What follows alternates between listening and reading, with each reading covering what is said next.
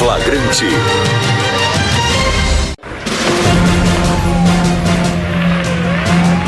Mais uma vez, o Rio de Janeiro enfrenta uma guerra.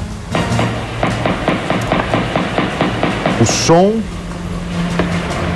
dos tiros interrompendo o silêncio da madrugada. Moradores aterrorizados. Uma guerra sem fim. A cidade do Rio de Janeiro tem nas suas comunidades a ação dos grupos paramilitares. Os traficantes, divididos em facções, Comando Vermelho, Terceiro do Comando, ADA, os amigos dos amigos. Tem as milícias, com vários grupos. Tem os narcos milicianos. A situação no Rio, apesar de todo o investimento que nós fizemos na área de segurança pública, ela permanece do mesmo jeito. E agora, depois desta operação que aconteceu na Vila Cruzeiro, nós chegamos ao limite.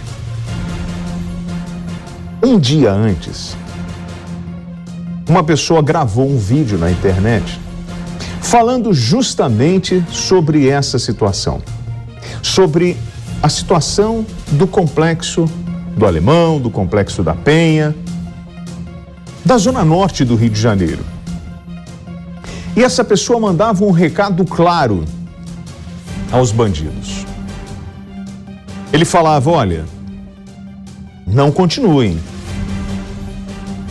Porque essa pessoa que mandou esse recado na internet tem mais de 25 anos de polícia.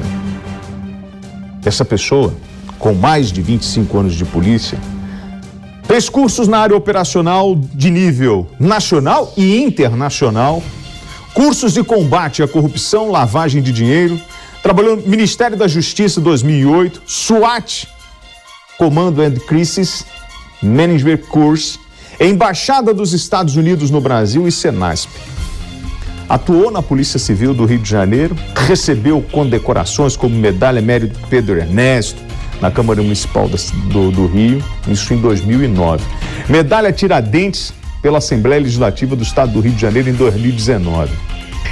Essa pessoa que abordou esse assunto na internet, e eu vou pedir para mostrar as imagens da guerra que aconteceu no Rio de Janeiro mais uma vez, essa pessoa tem uma vasta experiência em cargos de gestão e estratégia e foi diretor-geral do Departamento de Polícia Especializada do Rio de Janeiro de 2003 a 2009.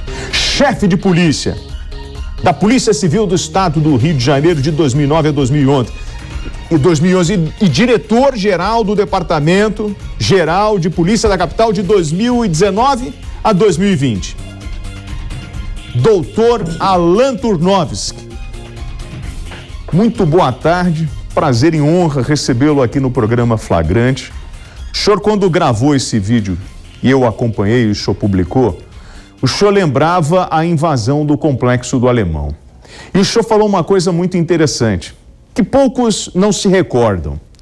Os bandidos do Comando Vermelho tramavam planos de atacar a cidade, inclusive dentro das estratégias do Comando Vermelho, tinha a possibilidade de explodir a ponte Rio-Niterói.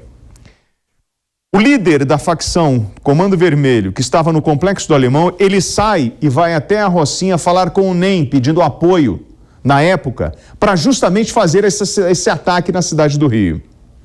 A polícia se mobiliza e entra dentro do complexo para restabelecer a ordem e prender as pessoas que estavam provocando essa onda de terror na cidade.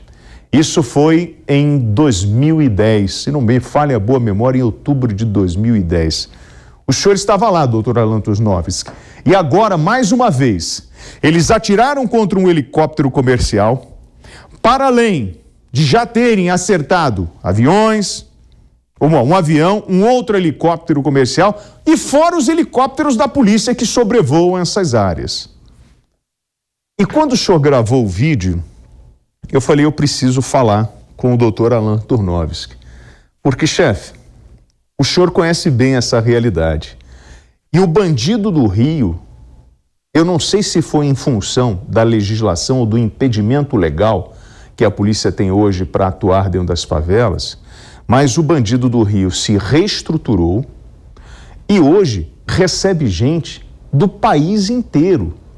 E as facções estão cada vez mais financeiramente estruturadas e fica mais difícil para o Estado. Então, ninguém melhor do que o senhor, doutor Alan Turnovski. Boa tarde. Boa tarde, William. Primeiro, queria agradecer a oportunidade de estar no seu programa, comentando aí o dia a dia da vida da cidade do Rio de Janeiro. Realmente eu gravei o vídeo porque, novamente, eu vi que traficantes da maior facção criminosa do Estado estavam começando a ousar, atirando num helicóptero comercial com passageiros civis que passou em cima da sua comunidade. Eu me recordei de vários fatos do passado, e eles só ocorrem quando esses traficantes se sentem protegidos, quando a polícia, ela de alguma forma, ela tem dificuldade de trabalhar, eles acreditam que podem enfrentar o Estado. Então, em todos esses momentos, o Estado se mostrou presente, se mostrou mais forte, se uniu, diversas instituições municipais, estaduais, federais, Forças Armadas, e sempre se recuperou a força do Estado, se tomou território, se fez operações, sempre com prejuízo enorme para essa facção. Mas eles precisam ser relembrados, porque eles esquecem. E nos últimos anos, a legislação, infelizmente, foi trocada. Antigamente a gente falava, a lei existe, é forte, mas não é aplicada. Agora não, agora a lei, ela beneficia o criminoso. Eles foram inteligentes, eles não mexeram na pena do crime, eles mexeram na execução da lei penal, de como se cumpre essa pena. Então o bandido sabe hoje que o máximo que ele vai cumprir é 5, 6 anos, eventualmente o chefão vai ficar mais tempo. Então ele perde novamente o respeito com o Estado. Aí você tem decisões que isolam aquela comunidade nas mãos dos traficantes, que não permite a polícia trabalhar. É o que eu chamo de direito penal da tragédia. A polícia só pode trabalhar se houver uma tragédia. A polícia não pode ir naquela comunidade. Mas se os traficantes matarem o médico na Barra e fugirem para aquela comunidade, já que matou o médico, eu posso. A polícia não pode ir na Baixada. Ah, mas mataram 3 crianças, agora eu posso ir. A polícia não pode ir na Maré. Ah, mas o traficante, quando terminou o namoro, esquartejou a namorada. Ah, agora você pode. Então hoje a gente vive um direito penal da tragédia. A polícia só pode trabalhar pós-tragédia. E não é isso que a população quer. A maioria da população quer evitar o crime mais violento. E para isso a gente tem que ter leis fortes que permitam a prisão desses criminosos antes do crime virar violento. Por exemplo, São Paulo teve a questão daquela morte por um entregador de alimentos que abordou um casal e matou o namorado que tentou proteger aquela mulher. O que acontece? Se a polícia tivesse prendido aquele entregador com a arma antes do crime violento, ele teria saído pela porta da frente da audiência de custódia. Agora, já que matou, a gente pode prender. Então é isso, sempre que o bandido se sente fortalecido, que ele acha que pode enfrentar o Estado, nós temos essas ocorrências no Rio de Janeiro de demonstração de força de traficante. A polícia é obrigada a ir. Olha, pode enfrentar. E o Estado é muito mais preparado e sempre vai levar vantagem no confronto. E aí entram os órgãos querendo punir a polícia. Acho que primeiro a gente tem que apurar, saber o que aconteceu. No caso do Jacarezinho, iniciaram chamando de chacina. Dos 27 mortos, 24 mortos estão arquivados. Então tem que esperar a investigação andar, entender o que aconteceu, para depois julgar com muita tranquilidade. Então, e aí nós vamos falar sobre essa facção criminosa. Eu vi que o senhor não pronunciou aí o nome dela, mas eu me dou no direito de chamar a atenção, que é o Comando Vermelho, uma das facções mais violentas do Rio de Janeiro, a mesma que atua no Jacarezinho, atua no Complexo. Não é isso, Turnovski? Perfeito. É ela. Em 2009, nós tivemos na zona norte do Rio de Janeiro um helicóptero da polícia que foi alvejado e o piloto consegue levar para um campo de futebol. 3 policiais morrem. Eu conversei com um dos policiais na época e assim, a realidade que nós temos no Rio de Janeiro, e eu já falei isso algumas vezes aqui, não existe em lugar nenhum. O helicóptero da polícia no Rio de Janeiro, ele tem placas de aço, ele tem um reforço na carenagem dele justamente para suportar os tiros de fuzil. E as tentativas de derrubar o helicóptero da polícia não são de ontem. Elas já estão desde 2009, quando eles conseguiram. Em 2010, a polícia precisava da informação. Nós começamos vários ataques no Rio de Janeiro, nela, e tem um ponto importante. Esses ataques teriam começado quando um traficante, quando o dinheiro que estava indo para o morro, o recolhe do final de semana, foi interceptado. Tomaram esse dinheiro e roubaram um cordão de ouro desse bandido. Ele fica revoltado e começa os ataques. Pelo menos isso na época é o que falavam. Ele começa a atacar e vai buscar a ação, o apoio dos outros gerentes das outras comunidades, como eu disse aqui, lá na Rocinha. O cara da Rocinha fala assim, eu não quero esse problema para mim. Mas ele insiste em atacar o Rio de Janeiro. Se não fosse o trabalho da Federal, se não fosse o trabalho da Civil, o trabalho da PM, de homens que fincaram a bandeira do Brasil lá em cima no Complexo, que foi um marco em 2010, quando isso acontece, o Estado recupera o território e dá uma resposta a essa facção criminosa, dizendo, não façam palhaçada no Rio, porque nós estamos aqui para responder à altura. A história foi essa?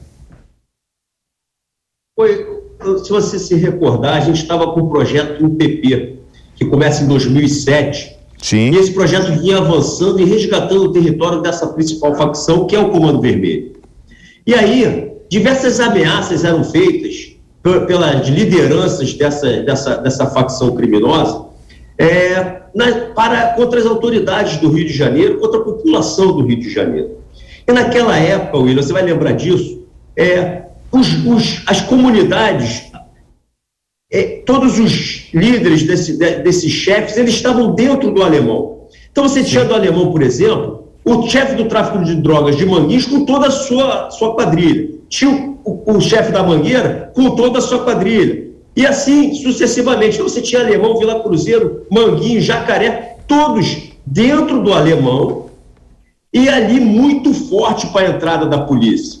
E a polícia, ela já tinha ocupado diversas outras comunidades. Então, o seu efetivo, ele já estava sendo usado, em parte, para manter a paz nessas outras tranquilidades, nessas outras comunidades. Pois bem, quando eles percebem que a polícia já estava com menos fôlego, eles começam a ameaçar o Rio de Janeiro de botar fogo e atacar prédios públicos, dizendo que não aceitariam também mais a UPP, fora esses detalhes de coisas pontuais que eles usavam como desculpa.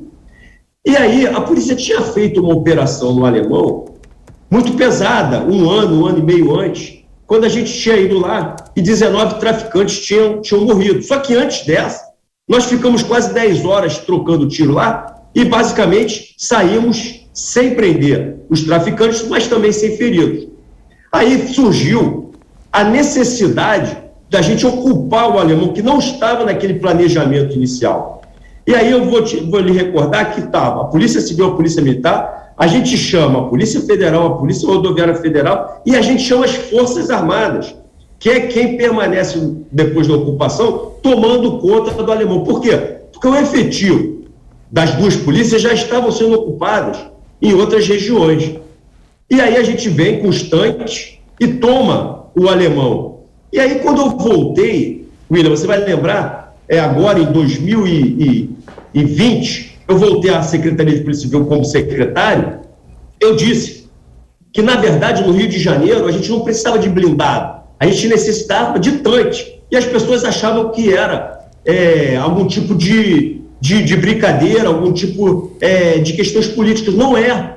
Eu não preciso do canhão do tanque, mas eu preciso do equipamento contra o tanque. Quando eu vejo ontem, você pode dizer que você tem a imagem, mas depois você busca, uma barra de ferro, parece uma viga, que não permite que a polícia passe. Então, sim, aquela barra, ela impede a passagem de um blindado normal. Só um tanque derruba aquilo ali. Então, e para você proteger a população e para você proteger os policiais, você necessita o quê? Que a polícia esteja tão mais forte que não dê para eles enfrentarem. Você conhece alguma polícia no mundo que trabalha com retroescavadeira?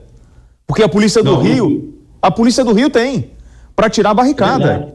Né? O BOP, a Polícia Militar tem retroescavadeira para tirar. E aí, você falou numa coisa importante. Como eles estão numa visão privilegiada, ou seja, eles atiram de cima para baixo, estão abrigados, e a tropa precisa avançar para chegar no... Porque às vezes a polícia entra para fazer intervenção para evitar as guerras que estão acontecendo entre narcotraficantes, para disputar uma determinada comunidade. E você tem que ir lá restabelecer a ordem. E isso, se você não está com um blindado, você não consegue chegar. Não dá. Para além das barricadas, é tiro de fuzil de 762, de lança-rojão, de tudo que você possa imaginar, com as armas potentes que estão na mão dos bandidos, que foram apreendidas agora. Essa imagem que você falou da barricada eu não tenho. Eu tenho uma imagem de uns motoboys, mototaxistas que subiram na mata. Eu tive uma vez, na época que, não sei se você lembra, que os funcionários de uma pedreira foram mortos, eu fui até o complexo e atravessei de um lado ao outro, passando pela pedreira, na área de mata ali. É impressionante como no complexo, são quantas favelas, Alain? Do complexo como... Só do complexo ali, não são 5. São 5 favelas. E tem saído... Cada uma do tamanho enorme, né? Ali são 5 comunidades interligadas, mas cada uma delas tem 200 mil pessoas. E você, do outro lado, você tem Juramento, que o Juramento também é Comando Vermelho. Não, Juramento do outro lado agora eu acho que é terceiro. Que é terceiro, eles vão mudando. Porque nessa operação morreram 23 no complexo e nós temos mais 3 no Juramento. Que não sabe, porque quando apertava lá, eles pulavam o Automóvel Clube e metiam o pé. Pois bem, para você de todo o Brasil, parece uma coisa de filme. Eu vou mostrar. O Alain falou das reuniões e no complexo, se eu estiver errado, você me corrija. No complexo, nessa época que o Alain falou que, por exemplo, a liderança do Jacarezinho ia para dentro do complexo, os traficantes montavam as bancadas com a venda de drogas e os fuzis ficavam igual imagem de guerra. Eles ficavam em pé, encostados um no outro, e era uma fortaleza. Ninguém entrava no complexo. Era o grande QG do crime no Rio de Janeiro. E você, para entrar no complexo, você tinha que ter uma grande estratégia, um planejamento para fazer isso, porque senão você morria. Não é isso, Alain? Exatamente. E lá você tinha uma dificuldade muito grande, William, que como as comunidades são próximas, você está progredindo numa determinada comunidade, você acaba tomando um tiro colocado da comunidade em frente. Então, quando você diz que precisa de muita gente, por quê? Para eu proteger quem está na comunidade A, eu preciso tomar a comunidade B, senão você toma tiro de lá. Então, são 5 comunidades. Ou você toma as 5, ou você vai acabar tomando um tiro colocado de luneta de algum desses lugares andando normalmente na rua. Não é o beco a beco. Sim. E aí, o Alain falou das reuniões que aconteciam lá. E dessa vez, a informação que tinha uma reunião rolando e tinha gente de outros estados pipocando lá. Eu recebi uma informação, eu não sei se pingou para você aí, Alain, de que os assassinos de um determinado promotor poderiam estar escondidos no Complexo do Alemão e isso poderia ter gerado essa operação. Você chegou a receber essa informação? Isso procede? Eu fui... Só você estava certo, tá? Eu pedi para consultar aqui, o Juramento é CV realmente. É Comando Vermelho, Juramento. Atualizar, é tá? Porque aí eles pulam de um lado para o outro, é isso? Só para te dar o crédito que você estava correto. Show. E o problema é o seguinte, desde desde dos obstáculos criados por decisões judiciais para a polícia trabalhar no Rio de Janeiro, os criminosos se fortaleceram demais. Sim. Quando eles não, no dia a dia, não tomam prejuízo, sejam financeiros, com a perda da droga, com a perda da arma, ou até com a prisão de elementos criminosos dentro da sua quadrilha, eles vão se fortalecendo, eles vão comprando mais armas, eles vão ficando mais fortes, e é o que acontece. Exatamente o que você disse. Eles passam a querer ampliar seu território, invadindo territórios adversários, e aí você tem a guerra entre quadrilhas. Então, com essa proibição, vamos dizer assim, ou com esse obstáculo para as nossas operações, acabou que nos outros estados isso não ocorre. Isso só ocorre no Rio de Janeiro. Então, nos outros estados, a polícia tem condições de entrar nas comunidades e prender e fazer as operações. Como no Rio de Janeiro estava com esses obstáculos, com essas restrições, eles vieram para o Rio de Janeiro, onde eles se sentiram à vontade para comandar invasões, comandar assassinatos em outros estados. Eu era o secretário de Polícia Civil e toda semana eu era solicitado por algum outro secretário de um outro estado que auxiliasse numa operação dentro do Alemão, dentro da Maré, dentro da Rocinha, porque criminosos, lideranças daqueles estados estavam comandando o crime de dentro das comunidades cariocas. Olha, nós estamos com imagens agora, eu vou pedir para mostrar a imagem do Caveirão, dos policiais, do blindado entrando na comunidade, porque o blindado ele entra, ele abre num primeiro momento espaço para a tropa chegar ao local. A barricada, o Fábio, eu recebi agora a imagem, vou pedir para mostrar a imagem da barricada que o Alan Turnovski falou, daquela barra de ferro, já está disponível, Rosinha? Coloca a barra de ferro, olha ali, ó. Essa estrutura montada com trilhos, são trilhos, né? Ó, não é nem trilho de trens, são aquelas construções, né? Aquela estrutura, viga de ferro, e aí você observa que eles, como é que você derruba aquilo ali? Porque de carro você não consegue. O próprio morador tem um espaço para ele sair. Então, assim, o seu direito de ir e vir, ele está completamente abandonado dentro da favela. Quem manda é o dono do morro e o Estado, para se fazer presente, só com poder bélico, porque eu vou te falar uma história. O que eu já vi de projeto social dentro de favela com dinheiro internacional, o Dona Marta, eu lembrei do José Mariano Beltrão. Dona Marta tinha mais de 30 projetos com dinheiro de fora dentro do Dona Marta quando aconteceu o PP. Mas quem mandava dentro do Dona Marta era o tráfico. Se não implanta o PP, nós não tínhamos a tranquilidade. O grande problema da UPP foi desvirtuar a história. E também o Estado entrou só com força policial e não deu continuidade. E aí eu não vou entrar no mérito político disso, que não é o meu papo. O papo agora aqui é em cima de operação policial no Rio de Janeiro, dessa vagabundagem que está intocada. E a imagem que eu recebi da rapaziada indo para dentro da... Quando eu comecei aqui a falar do meio da mata, roda a imagem lá dos motoboys. Essa aí, aumenta o som que eu quero ouvir.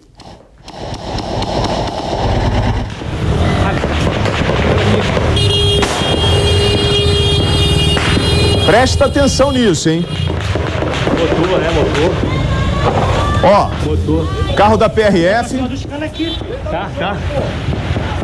Ó um monte de moto. Blindado. Tá vendo as motinhas? Fecha em mim aqui, amiguinho. Deixa eu te perguntar um negócio. Quando eles estão encurralados, eles dão ordem. Ô, Turnovski, boa. Eles estão encurralados. Eles estavam dando ordem para o mototáxi, é isso? Eles dão ordem para o mototáxi na direção deles para evitar que a polícia prenda eles. Os mototáxis estão agindo sob a ordem do tráfico para tentar, de alguma forma, impedir a polícia de chegar nos líderes, porque a polícia está perto. Então eles arriscam a própria vida porque eles têm uma ordem do tráfico. Vem para cá que eles chegaram perto, vocês têm que tumultuar a ação policial. É exatamente isso. Acontece quando o morador é obrigado a descer a favela para fazer protesto no asfalto. É isso ou não é, Alan? É exatamente isso.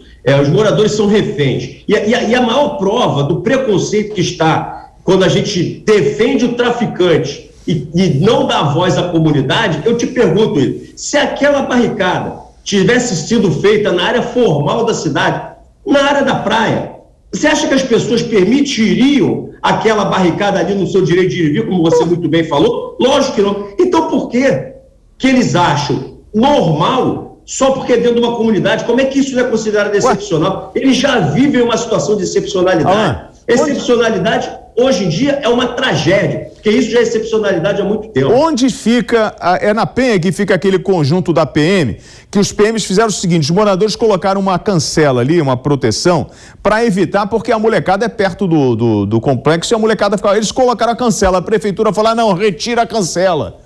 Então, assim, lá dentro do complexo ninguém sobe para tirar a cancela, tirar a barra de ferro. E aí eu quero falar com deixa eu mandar um papo aqui com o ministro. Ô ministro, deixa eu dar uma ideia do senhor aqui. Vem aqui fechadinho nós dois, eu e o senhor. Chefe, o senhor está entendendo a gravidade da sua decisão? O impedimento legal para as operações policiais dentro das favelas do Rio de Janeiro está gerando um problema de segurança pública maior do que o senhor possa imaginar. Durante 2 anos, o senhor criar esse caráter de excepcionalidade nas operações policiais fortalece o tráfico de drogas. Dá ao traficante o poder de ganhar dinheiro e se armar. E eu vou dizer uma coisa para o senhor, se o senhor não sabe, senhor ministro. Não é a sua caneta que vai desarmar o tráfico de drogas. É a arma de um policial no Rio de Janeiro. Um policial que vai arriscar a sua vida em subir um morro sem saber de onde está vindo o tiro. Traduzindo a realidade daquele local onde aconteceu a operação, pode vir tiro de tudo quanto é lugar. Em alguns pontos é como se fosse um vale, ministro. O senhor está no meio, tentando chegar a um objetivo para prender um agressor, e está todo mundo atirando no senhor. Aí eu pergunto, ministro, a sua caneta tem a força de restabelecer a ordem dentro das favelas do Rio de Janeiro? A sua caneta é aquela que vai expurgar o crime organizado no Rio de Janeiro? É a sua caneta que vai tomar o dinheiro do bandido e trazer para os cofres públicos para investir em projetos sociais? Ou o senhor deu a canetada por questões sanitárias e agora eu fico vendo o resultado desta grande incompetência administrativa? Eu tenho 28 mortos no Jacaré, 23 lá no complexo, 3 no juramento, e vai morrer mais, ministro. Segurança pública precisa ser tratada em todas as esferas, não só no judiciário. Isso começa lá na prefeitura, vai passar pelo Estado e vai chegar ao governo federal. E todas as ferramentas precisam estar juntas. Mas se tem alguém que não está jogando para fazer a coisa funcionar, aí nós não vamos conseguir. E eu vou dizer mais para o senhor: toda vez que morre um traficante, existe um estardalhaço. Mas toda vez que morre um policial, é como se ele estivesse cumprindo uma obrigação. Polícia não foi feita para morrer, chefe. Cidadão que é cidadão não faz acordo com vagabundo. O senhor entendeu? Não dá para fechar com o tráfico. Não dá para achar que esses caras são bonzinhos. Eles queimam as pessoas em micro-ondas usando pneus. Eles abrem as pessoas no meio. Eles são ruins, chefe. Eles sequestram, roubam, matam e ditam as regras dentro de uma favela. Eu vou fazer uma pergunta ao senhor. Quem manda no Estado? Não pode ser o crime organizado. Nunca. Alan,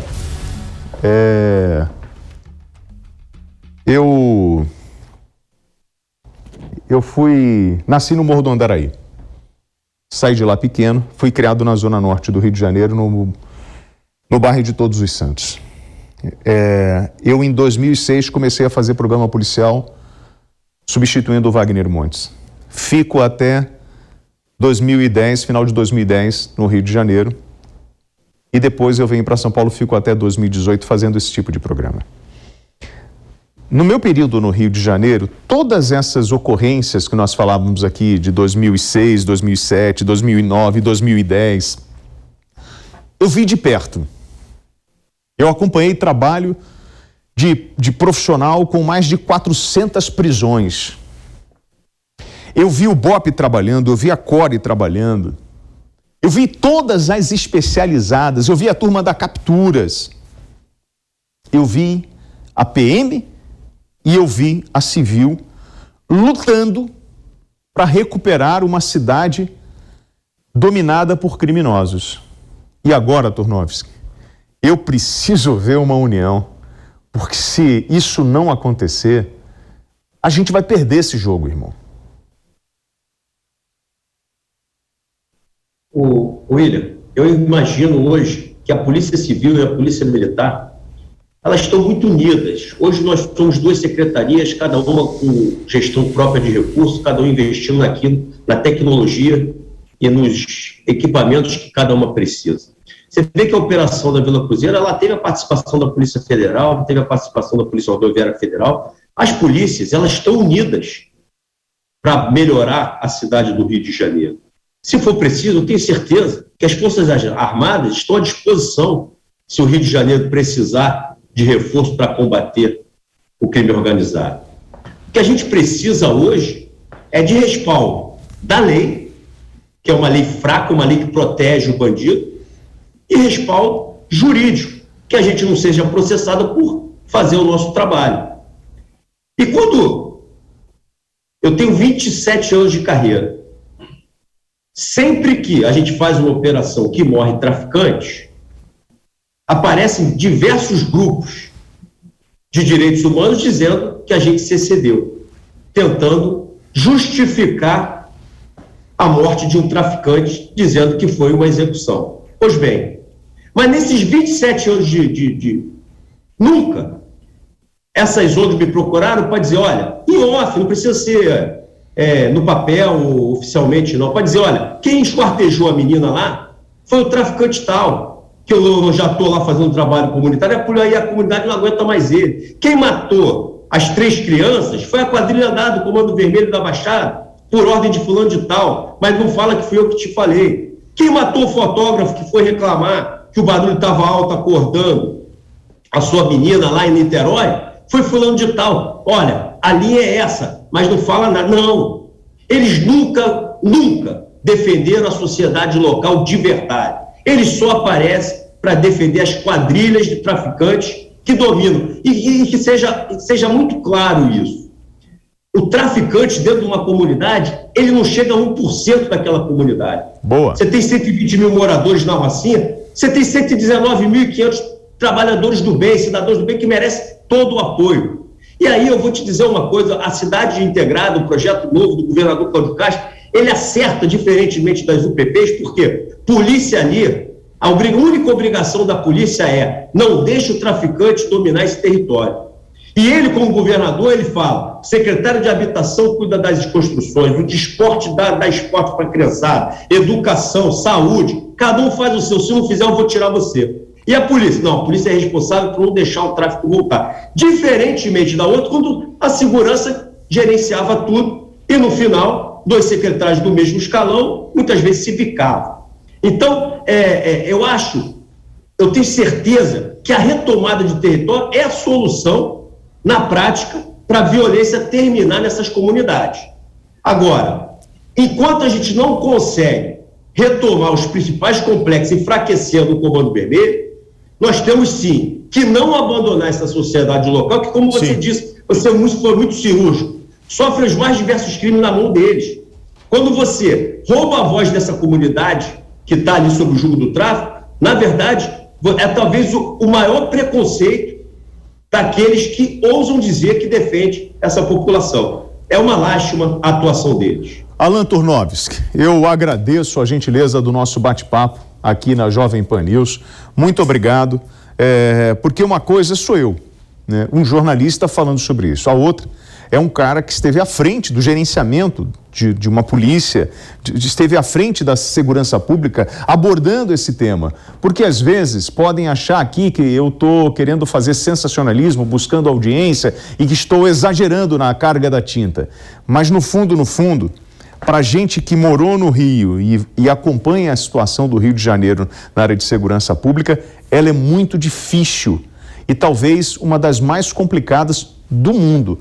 E somente a união de todos pode fazer essa diferença. Eu tenho um grande amigo que não está mais entre a gente e ele falava, juntos nós somos mais fortes. E eu não tenho dúvidas disso. Juntos nós somos mais fortes. E morador que pega dinheiro no tráfico, morador que fuma maconha no final de semana de forma festiva, morador que bota traficante na garupa da moto para dar fuga, é vagabundo também.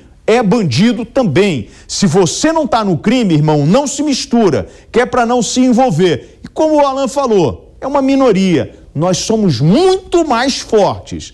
Mas, se ficar nessa frouxidão e não puder mexer na criancinha que está lá com um fuzil na mão, quando eu falo criancinha é assim, parece o garoto intocável, que, coitadinho, ele está com um fuzil 762 ou um 556, com 3 carregadores, 2 pistolas, 5 granadas, e tá com um caderninho, anotação de movimento de tráfico de drogas. Irmão, para mim, isso é ato de terrorismo e tem que tratar ele como terrorista. Ponto final. Até porque a coisa mais vergonhosa para um trabalhador é ter que passar na boca de fumo com seu filho, abaixar a cabeça ou ter que dar bom dia a traficante e dizer pro filho que ele, na verdade, está dando bom dia para criminoso. Que quem manda ali naquele tórreo é o vagabundo, não é a autoridade policial, não é o Estado brasileiro. Me perdoe, Alan, porque assim, a minha vida inteira, eu andei no Morro do Cruz, no Morro do Andaraí, minha família toda de lá. E o que mais incomoda ao morador é você ser obrigado a conviver sobre os julgos, sobre os mandamentos do tráfico de drogas. Sabendo que nós pagamos o imposto, o morador da favela, como o morador do asfalto, todo mundo paga imposto. Todo mundo tem o direito a ter a sua casa, ao seu direito de ir e vir. E eu não posso me subjugar aos homens armados do crime organizado. Isso não. Eu pago e pago muito para restabelecer a ordem. E preciso de gente com vontade para fazer a diferença. Desculpa, Alan, o desabafo, mas é só mais um cara do Rio que não suporta ver a cidade tão linda e maravilhosa, com tantas oportunidades, perdendo emprego, empresas e vidas. Obrigado, valeu o bate-papo de hoje. Eu que agradeço, Ira, a participação. Digo que não é um desabafo, não. O que você deu aqui foi uma aula. Parabéns. Tamo juntos, irmão. Um abraço. Esse é o programa Flagrante. Você já sabe, né, irmão? Eu sou o WT. Não faço acordo com vagabundo. Eles lá, eu cá. Vou pro intervalo rapidinho e volto já.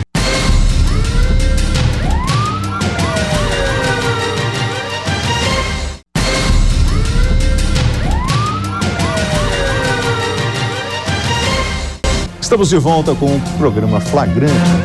E a coisa mais incrível para mim é o ser humano poder contar histórias. Eu tenho muita história para contar. Um belo dia, eu entrei em um determinado departamento e fui apresentado a uma senhora. Ela chegou, a gente começou a conversar e existia uma pressão popular a respeito de um tema, de um crime que tinha acontecido. E todos queriam a solução daquele crime. Essa senhora, de uma forma muito generosa, muito paciente, ela olhou para mim e falou: deixa eu te explicar o que está acontecendo. Era o caso de 2 meninas que estavam dentro de um furgão, foram encontradas mortas. Todos faziam pressão para saber quem era o responsável pela morte daquelas crianças. E exigiam do departamento dela uma resposta rápida. Só que o caso era muito complexo. Você tinha dívida de drogas, tinha um envolvimento de parentes no crime. Então era uma cena de filme de Hollywood, dentro de um cenário de muita pobreza. E aí eu comecei a entender como era complexo aquele trabalho.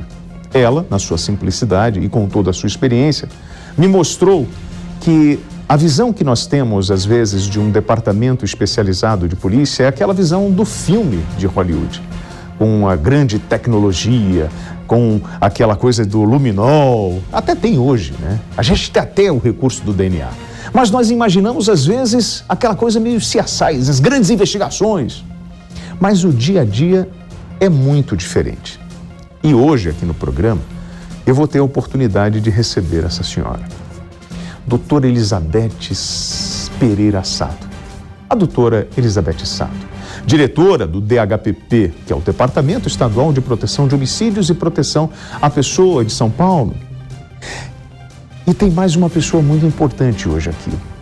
Ele está aqui hoje porque ele representa uma das áreas, ou representa a Polícia Civil dentro de uma das áreas mais complicadas de São Paulo. É o Dr. Roberto Monteiro, delegado titular da primeira delegacia seccional do centro de São Paulo. Todos esses casos que nós vimos acontecendo agora. O rapaz o agente que reagiu a uma ação de uma tentativa de assalto e acabou baleando uma menina. Nós tivemos o caso da Cracolândia. Nós tivemos a tentativa de assalto a um relógio que acabou com um bandido morto na Avenida Angélica. E vários outros casos que estão acontecendo aqui no centro de São Paulo, nesse grande mercado financeiro da maior cidade do país. Primeiro, eu queria te agradecer a forma generosa que você agiu comigo lá atrás, quando eu ainda não tinha noção do que era São Paulo.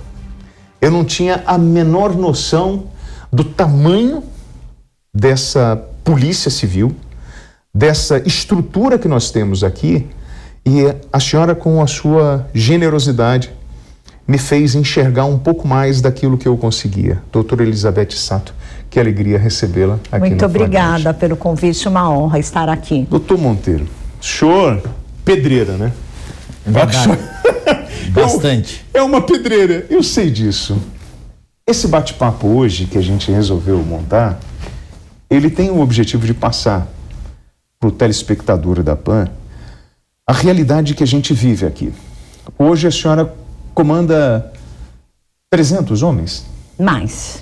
460 policiais. O que é o DHPP? O DHPP é o Departamento Estadual de Homicídios e de Proteção à Pessoa. É o departamento que investiga os casos de autoria desconhecidas, os casos de morte. É um departamento que possui hoje 2 divisões. A divisão de homicídios e a divisão de proteção à pessoa. Na divisão de homicídios, nós temos 5 delegacias especializadas, e a homicídios, efetivamente, nós dividimos a cidade de São Paulo para melhor produtividade, para melhor atendimento dos locais de homicídio. Então, nós temos a primeira delegacia de homicídios, segunda delegacia de homicídios, terceira delegacia, quarta e quinta delegacia de homicídios. Hoje eu diria que uma das delegacias que mais está trabalhando é a delegacia de homicídios múltiplos, em razão dos casos mais recentes que nós temos. Além disso, nós temos na divisão de proteção à pessoa também 5 delegacias especializadas. Delegacia de crimes contra a liberdade individual, delegacia de pessoas desaparecidas, delegacia de delitos raciais e de intolerância, que abrange injúria racial, intolerância religiosa, intolerância política, e um dos crimes também que a gente introduziu quando nós estávamos na Delegacia Geral de Polícia os crimes da diversidade, que também é atendido pela DECRAD. Temos a Delegacia da Pedofilia, que é um crime também que ele não é tolerado por ninguém, nem por nós policiais. E temos a Delegacia de Proteção a Testemunhas. Doutor, qual é a área da sua seccional? Basicamente, William, é a área do Centro Expandido de São Paulo. Nós temos 14 unidades policiais, incluindo a Delegacia da Mulher, que é a primeira do Brasil e do mundo. Hoje é a Casa da Mulher Brasileira, está ali inserida naquele contexto. Nós temos também a delegacia, é a primeira do Brasil e do mundo, a Delegacia de Proteção ao Deficiente, que é muito importante e também vai fazer história aqui no estado de São Paulo e servir de exemplo para outros estados e outros países. E temos a Delegacia de Proteção ao Idoso, Delegacia também de Proteção a mulher, como eu falei, e temos 14 unidades no total e temos 10 distritos policiais aqui no centro de São Paulo. Bom, gente, vamos lá. Então a gente conseguiu agora apresentar aí o trabalho desses departamentos. Nós estamos falando da maior cidade do país, Sato. O caso que eu trouxe aqui das meninas, eu gostaria que você relembrasse comigo a complexidade desse caso. Eram 2 meninas que foram encontradas mortas dentro de um furgão. E na época, as pessoas cobravam muito a agilidade da polícia. O tempo da polícia é diferente da expectativa do cidadão, porque você requer, não é só você desvendar o crime. Eu preciso colocar os atores no crime. Eu preciso ter os argumentos para apresentar à justiça e prender essas pessoas. Então, no departamento de homicídios, isso não é uma coisa simples. Hoje, nós temos, de 2017 para cá, que o DNA ajudou muito nisso, né? Sim. E assim, esse caso das meninas, ele me chamou muito a atenção em função da complexidade. Você lembra desse caso que a gente está falando? Me lembro perfeitamente. Foi da outra vez que eu fui diretora, porque essa é a segunda vez Sim. que eu estou no departamento de homicídios. Eu me lembro da emoção que todos nós sofremos, inclusive a delegada, porque o que as pessoas necessitam entender é que uma investigação de crime, de homicídio, de autoria desconhecida, ele é complexo. O tempo que se espera para o esclarecimento, o tempo que a imprensa espera para o esclarecimento não é o tempo da investigação. Nós temos que efetivamente demonstrar a motivação, a autoria desse crime e fazer prova efetiva de autoria. Muitas vezes, ou na maioria das vezes, os locais que são atendidos pelo nosso departamento são locais em que não tem testemunhas, ou que, se tem, as testemunhas não se apresentam e não querem falar. Então, nós temos que montar uma dinâmica de como o crime aconteceu na busca dessa verdade real. Esse caso que você especificou ocorreu na zona leste da cidade, eu me lembro perfeitamente dele. Eram 2 meninas que tinham desaparecido, dizendo para os pais que iriam brincar na rua. De repente, as meninas sumiram. Uma delas, eu me lembro, acho que era a Mel, meninas pequenas, e toda a comunidade passou a procurar as 2 garotas. Até que elas foram encontradas dentro de um furgão, dentro lá da comunidade.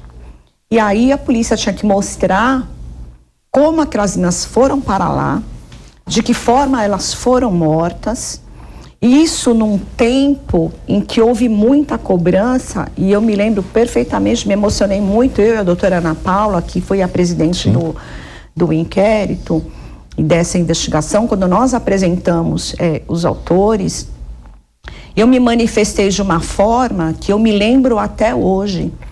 As pessoas cobram da polícia e têm direito mesmo de nos cobrar uma resposta, o esclarecimento de um crime.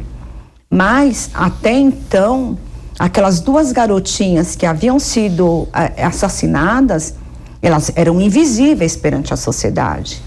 De uma comunidade miserável, sem esgoto, sem energia elétrica, os pais fazendo bicos, trabalhando de biscate, né?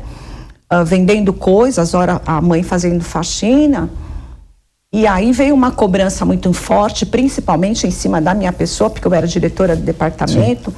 E essa cobrança me incomodou muito. Mas o mais importante é que nós conseguimos efetivamente mostrar como as meninas foram mortas, de que forma elas foram mortas e quem as matou. Doutor Monteiro, o senhor está aqui no centro. Ouvindo a Sato, a gente vive numa sociedade doente, com uma desigualdade muito grande. Essa área do centro, ela é porta de entrada dos outros estados. Nós recebemos aqui, passa aqui pelo centro de São Paulo, aquele que chega, às vezes, tentando, né, uma nova oportunidade e, às vezes, não consegue. Nós temos aqui em São Paulo algo em torno de 30 mil pessoas em situação de rua, em situação de pobreza. É claro que relacionar violência com pobreza não é uma coisa justa, mas nós sabemos que a violência, ela anda ali, nessa esfera, e essa desigualdade acaba provocando essa violência. Nós temos, por exemplo, aqui no centro de São Paulo, tem uma operação agora, que é a Operação Caronte. Qual é o resultado dessa operação na região central de São Paulo? William, nós, desde que assumimos a Seccional Centro, isso em janeiro de 2019, nós nos enfrentamos um problema, uma questão que se prolonga por mais de 30 anos aqui na capital paulista, que é a Cracolândia. E quando nós nos debruçamos sobre essa questão, ela estava ainda na Praça Júlio Prestes, em torno de 1.500 a 2.000 pessoas diariamente naquele local, e com cena aberta de uso e, pior, venda de drogas naquele local. Nós, recebendo a orientação da nossa hierarquia da Polícia Civil, nós começamos um trabalho aprofundado de inteligência e investigação, justamente para nós descobrirmos as entranhas da Cracolândia. Porque nós tínhamos opiniões diversas, eu como cidadão lia e ouvia, opiniões de que aquele fluxo, aquele grupo de pessoas, na verdade eram dependentes, traficantes e dependentes que interagiam. Outros falavam que era um problema social, como você bem colocou aqui, que também tem uma interferência muito expressiva nesse tema, mas nós, agindo de forma técnica, responsável, nós infiltramos policiais civis naquele fluxo, nas entranhas da Cracolândia, isso durante alguns meses. A Operação Caronte já tem 10 meses, e nós conseguimos descobrir, através de gravação de imagens, através também do próprio relato dos policiais, que ali, na verdade, havia uma organização criminosa.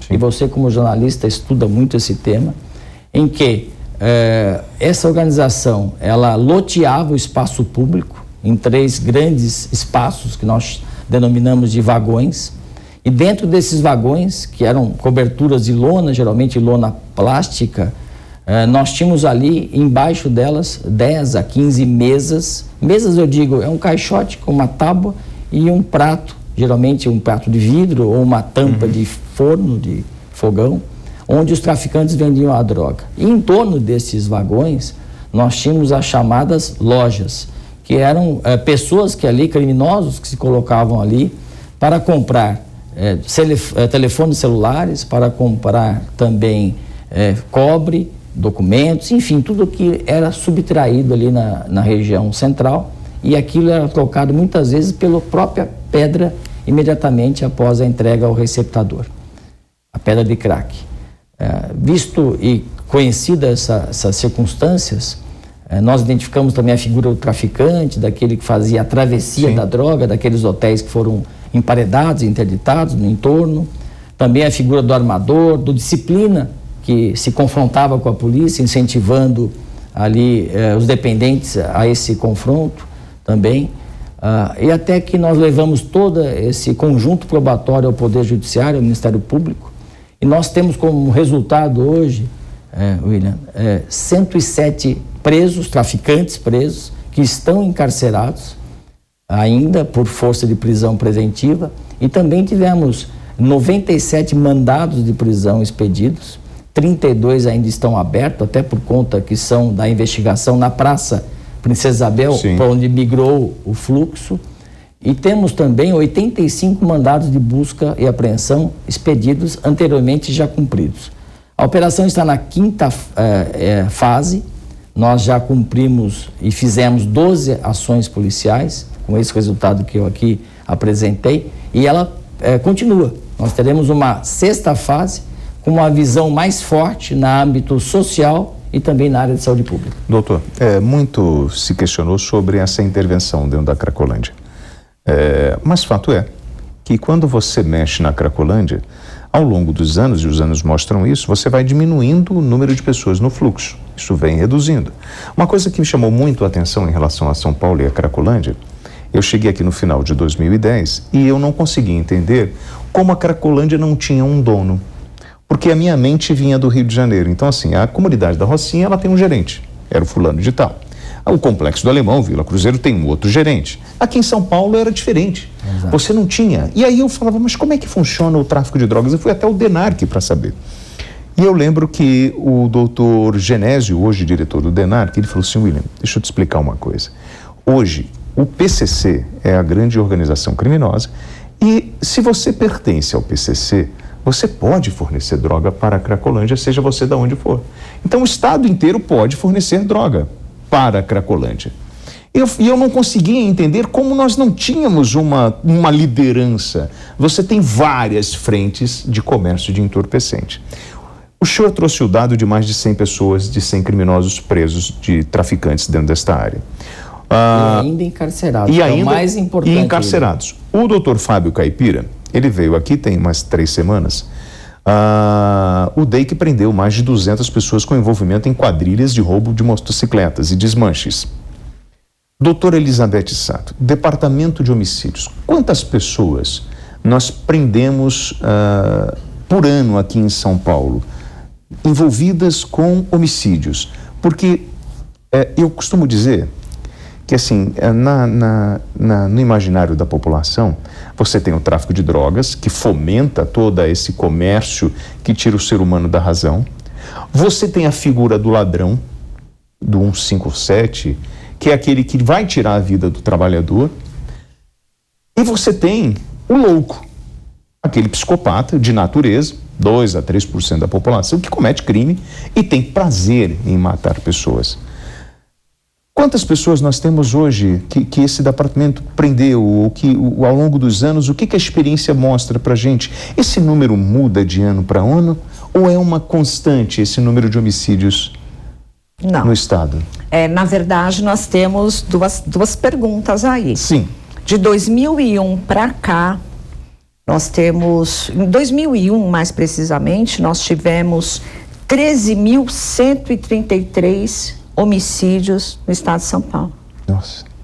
Em 2021, nós tivemos 2.835 homicídios. Veja que nós estamos num decrescente de números. Hoje o nosso percentual é 6,04 por 100 mil habitantes. É a menor taxa de homicídios do país. E aí eu vou fazer uma provocação antes da senhora continuar. O que eu ouvi de uma antropóloga? E eu briguei com ela numa noite de Réveillon porque ela falou isso para mim. Ela disse que a taxa de homicídios em São Paulo tinha reduzido porque o PCC tinha mandado reduzir o número de assassinatos. E eu falei, não pode ser. Na verdade, minha senhora, nós temos lá a Rota trabalhando, a PM trabalhando, o Rotan, você tem a Polícia Civil prendendo. Como assim? O PCC tem esse poder aqui na capital?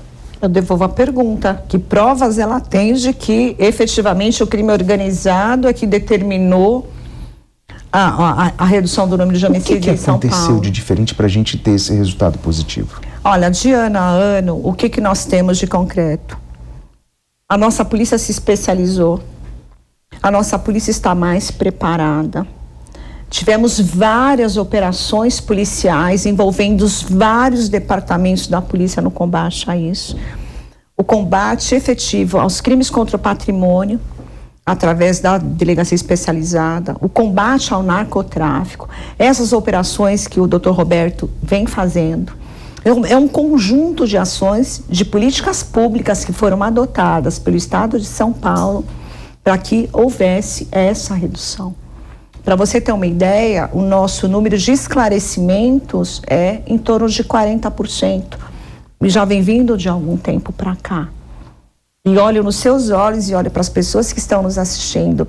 Se me perguntarem, você está satisfeita com esse número? Não estou.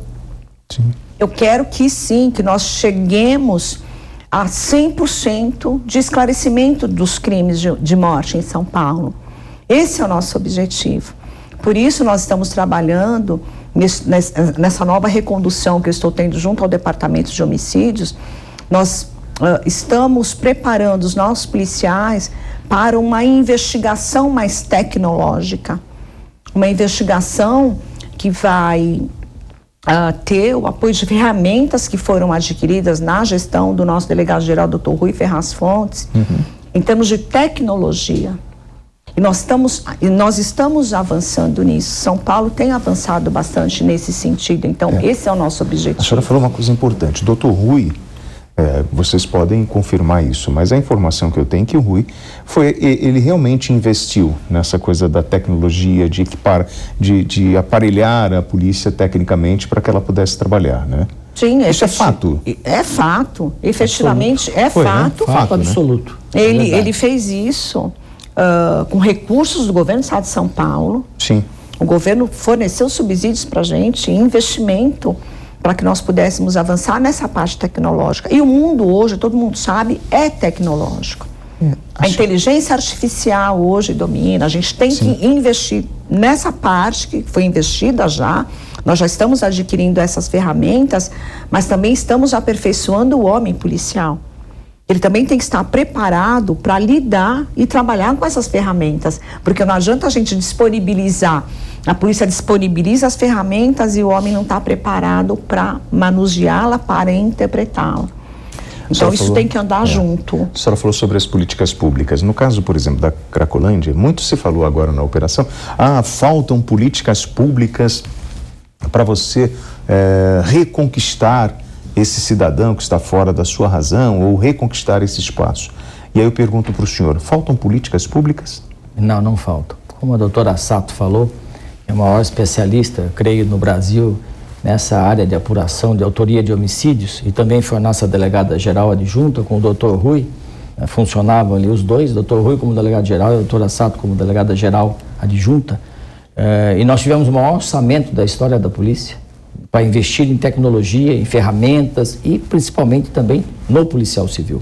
Mas voltando à sua pergunta, nós temos o programa Redenção, que é um programa da Prefeitura de São Paulo e também do Governo do Estado, que justamente visa, e está fazendo isso, dar assistência social e de saúde pública aos dependentes de drogas, ali naquele complexo, naquele centro de São Paulo, onde há o grupo maior de dependentes químicos. Nós agimos paralelamente, a Polícia Civil combatendo o tráfico de drogas e a Prefeitura e o Estado dando toda a assistência. Nós tivemos agora, William, para você ter uma ideia, nesse período agora de janeiro a abril, um aumento de 35% das abordagens sociais e também tivemos um aumento de 18% das pessoas que pediram tratamento. Então, é uma experiência internacional que nós seguimos aqui, boas experiências, no sentido de que, como em cidades, Lisboa, Nova York, Frankfurt, Viena, Bogotá, quando você divide estes grupos, que era um gueto de quase 4.000 pessoas, que chegou em 2016, você tem maior permeabilidade, tanto para as ações policiais, que é de você identificar pelas ferramentas que a doutora Sato mencionou aqui, o autor do tráfico e prendê-lo, e você também tem a permeabilidade no que diz respeito ao poder público, ao Estado e ao município, oferecerem ao dependente químico a necessária assistência. Nós sabemos, e você também sabe, que existe até um livro, A Psicologia das Massas, de Gustave Le Bon, de 1895, que fala que quando o homem está em grupo, ele perde um pouco a personalidade. Ele age de acordo com o que o grupo determina e estabelece. Então, quando você diminui esse fluxo, como nós fizemos aqui em São Paulo, numa estratégia consciente, você diminui, você permite essa permeabilidade e dá mais eficácia às ações da polícia. E agora, como eu te falei, William, na sexta fase, o foco vai ser mais voltado ao tratamento do dependente, que é um doente. Quem está nos assistindo é importante que saiba que é um doente. Então, às vezes, ele não tem a consciência que precisa se tratar. Aí vem uma questão muito complexa, que é a internação que é compulsória, mas sempre com autorização da família, que eu creio que no futuro nós teremos esse consenso, apesar da lei permitir, William. Nós sabemos que há uma dificuldade, nós temos essa união de propósitos do poder público, da justiça, do Ministério Público, mas eu creio que é o único caminho, porque quando nós temos um doente no hospital, quem autoriza uma cirurgia mais complexa, uma situação que demande aí até um perigo, é o familiar, não é o doente no leito do hospital. O senhor fala em família. Sato, nós tivemos o período de de pandemia. As pessoas ficaram trancadas em casa. E o convívio familiar ele foi mais intenso. A senhora falou no início sobre o trabalho de investigação, por exemplo, nos casos de pedofilia. Nós temos, a senhora falou da Delegacia de Atendimento à Mulher, né, as delegacias especializadas hoje para o acolhimento dessa vítima. Esses casos de pedofilia, feminicídio, eles aumentaram nesse período de convivência familiar durante a pandemia? Me permita só um esclarecimento. Nessa nossa gestão, que eu chamo de gestão da pandemia, infelizmente, nós tivemos que criar mecanismos efetivos para que a mulher que estava convivendo cotidianamente com seus companheiros, seus maridos e namorados, pudessem acessar e comunicar as ocorrências de violência doméstica. Então, nós criamos em abril de 20 a Delegacia de Defesa da Mulher Online, a DDM Online em São Paulo, onde a mulher da sua casa, com o smartphone, com o seu celular, acessa, melhor dizendo, a Delegacia de Defesa Online e ela faz o seu relato.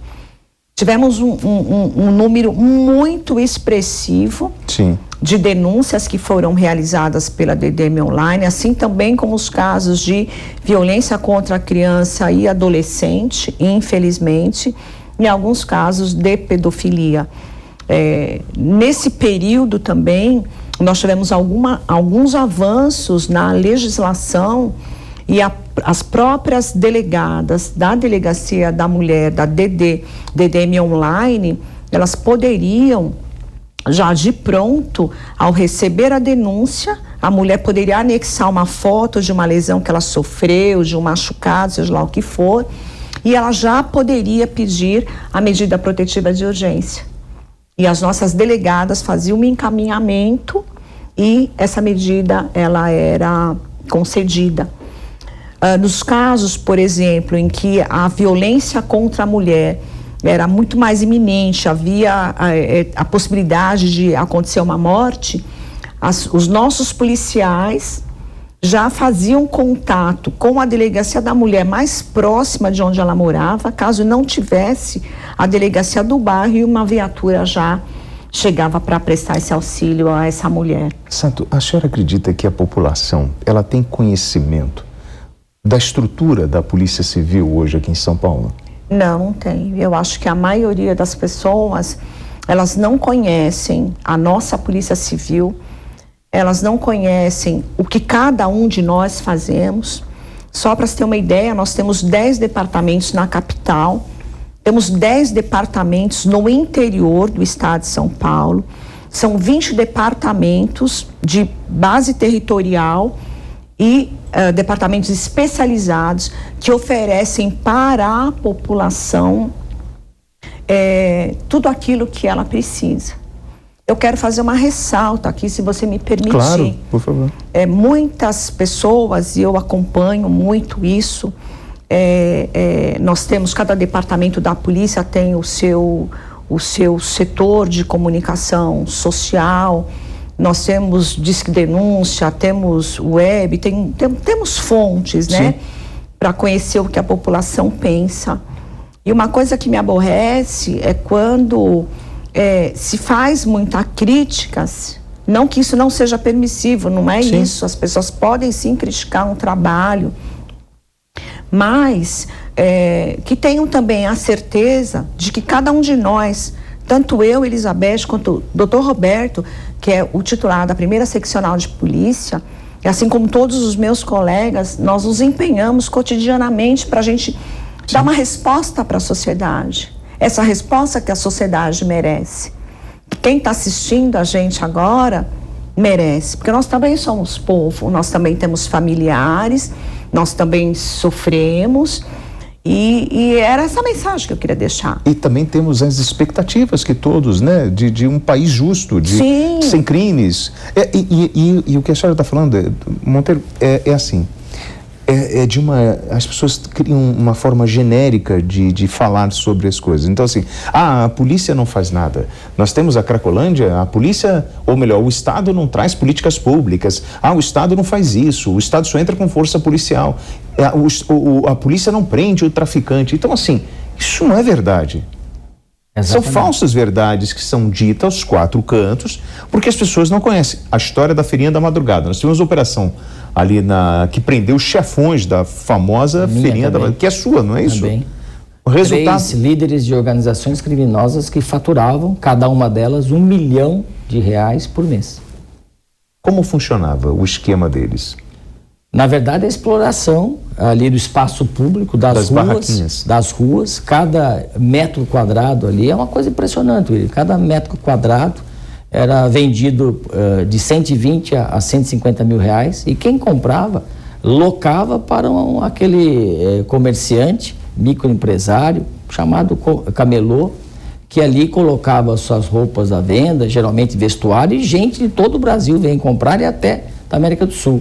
E esse pequeno empresário, microempresário, ele pagava de R$1.000 a R$1.500 por semana para manter ali a sua barraquinha no local pré-determinado, e mais R$300 por semana para ter o gato da luz, William, que é aquele que no Rio tem bastante, sim, né? Puxa a energia da concessionária de serviço público. Onde toda a sociedade paga, e para ter também a segurança, que nada mais era que uma milícia que estava ali apenas para tirar fora ali daquele ambiente, daquelas ruas do Brás Paris, quem não pagava. Não dava segurança nem para quem estava vendendo, nem quem estava comprando. Então, apenas para delimitar o espaço e tirar quem não pagava, como eu disse. É uma ação importante que não terminou. É a Operação Hades da Seccional Centro, do 12º DP. Nós teremos outras fases. Nós temos 3 líderes de organizações criminosas presos.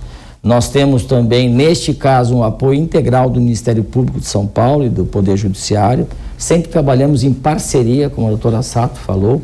E é importante, aproveitando o gancho que ela nos deu aqui, dizer o seguinte, que hoje, também o que você falou, nós temos a delegacia da internet, das redes sociais. Sim. A pessoa posta um evento, um suposto crime, às vezes um crime de fato que ocorreu, nas redes sociais. Aí chega absurdo, olha o que aconteceu. Quando nós vamos procurar o registro, ele não existe. Então, fica difícil e impossível até a Polícia Militar, com a ajuda da Guarda Civil Metropolitana, William, planejar o policiamento ostensivo, e impossível de nós investigarmos, a não ser que façamos aí um esforço muito grande para descobrir onde foi, como foi, quem é a vítima. Muitas vezes não tem vítima, porque a vítima nem sequer fez o BO. E como a doutora Sato também disse, a Polícia Civil hoje tem a delegacia eletrônica. A pessoa, William, de casa, do conforto do seu lar, ele faz o registro. Então, aquele argumento antigo de que, olha, eu vou na delegacia, tem um flagrante na frente, vai demorar, tal, isso não existe mais. Então, é possível que a pessoa faça do conforto do seu lar o boletim de ocorrência. Delegacia eletrônica está à disposição para que acabe o registro em redes sociais, que não serve para nada. E a subnotificação? Apenas para criar aí a sensação de insegurança na população. E a subnotificação? Porque quando eu não faço um boletim de ocorrência, ele não aparece na mancha criminal. Exato. A PM, por exemplo, não consegue programar o seu patrulhamento ostensivo naquela área porque ele não aparece. Então, às vezes, um simples roubo de celular, quando eu deixo de fazer um boletim de ocorrência e apresentar lá o número do e-mail, do telefone, porque às vezes esse telefone vai cair numa operação e você vai conseguir engrossar a lista lá daquele receptador. O senhor estava falando sobre essa informação e a senhora falava sobre esse índice do resultado das investigações dos crimes de homicídio, enfim. A informação, ela é muito importante. E segurança pública, ele é um direito de todos, mas ele também é um dever de todos. Ele é uma obrigação do Estado, né? O Estado tem o dever de fazer isso. É uma responsabilidade. É uma responsabilidade. E é uma responsabilidade de todos. Exato. A informação, ela é fundamental para que um homicídio seja esclarecido. E eu lembro, Sato, que eu acompanhei um homicídio de um policial. Esse policial foram assaltar a esposa dele, ele estava no carro, ele sai. Quando ele vai reagir, tinha um outro bandido atrás e o bandido atira nele. E o Roberto morre. Uma esposa nova, uma filha novinha, foi um caos para aquela família. E era muito difícil, porque como você vai identificar aqueles homens? Onde no local não tinha câmeras, eles fugiram correndo, então foi muito difícil localizar. E a polícia só conseguiu chegar aos autores porque eles comentaram dentro da comunidade, porque viram no noticiário e comentaram no bar que tinham matado um policial. É importante que a população esteja atenta às informações que circulam perto dela. Qualquer informação, num caso, seja ele de grande repercussão ou não, pode fazer a diferença. Só que o cidadão às vezes fica com medo. Mas a gente sabe que é possível confiar no Disque Denúncia, é possível confiar no 190. São as ferramentas que nós temos para ajudar a polícia, não é isso, Sato? É verdade, você colocou muito bem. Hoje a maior dificuldade que nós temos nos esclarecimentos de crimes não era só em relação a testemunhas que têm medo de falar, ou não querem falar, têm medo de serem descobertas.